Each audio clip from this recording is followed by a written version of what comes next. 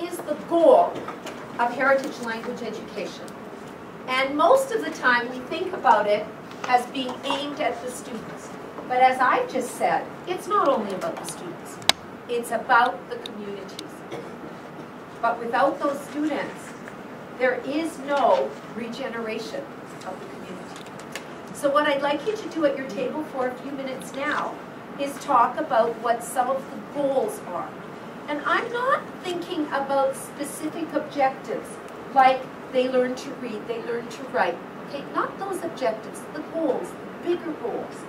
What are the goals for your school in light of how all of these people do play a part, whether you know them or not, or whether you have contact with them or not?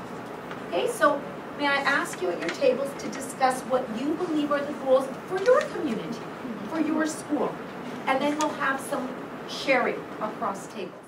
The additional activities that we're going around, like teaching them to dance, the story that they can come with the performance art, they can be involved. We teach the language and the dances and the music. It's part of our heritage language group. We were talking about the little ones that always say, why am I here? Why do I have to come on Saturday? Why do I have to be here? My mom needs to come. So we were just talking about how pretty soon, sooner or later, they're going to come and say thank you, for keeping on the tradition, for letting me know about my roots. And so, explore and appreciate. Yes. Identities. Yes. We use the word roots, and it can mean many, many things, but I want to make specific values and practices. So practices would include the celebrations, the customs that you would enjoy throughout the year. And your values represent that which underlies why you do things, what you believe is important, and why you cherish those things. Okay? So we've got some good goals for heritage language education.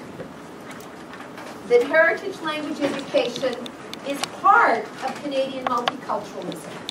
And there's no doubt that one of the reasons we receive support, funded support, is because Canada has an official multicultural policy, and it can't enact multiculturalism if it doesn't believe in supporting the work in the heritage language communities.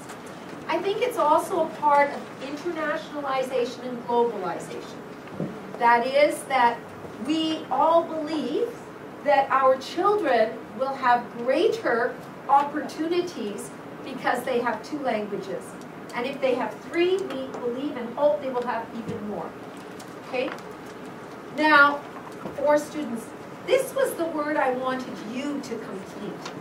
So, remembering their roots is a bit like multiculturalism.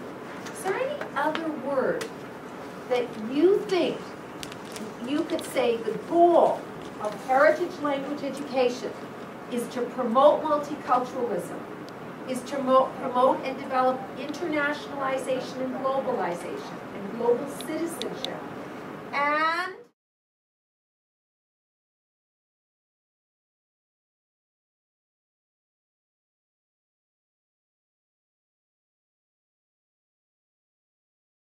how this is actually happening? Can you show me what success looks like in your school? Can you show me how your students are building confidence? Can you do that? That's very important from week to week. Can you point to things that say, yes, look at that, we did that.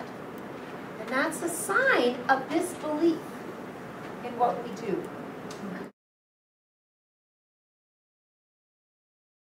She started to learn in Spanish, and she became so involved in the culture that now she decided to go into university to study international languages. She's studying now Swahili, she's studying other languages, she has gone into missions in Africa, and she's planning to go to Latin American countries to do the same thing. So that's one really strong sample to see somebody who started 6 years ago when she was a young girl, and now she's doing great.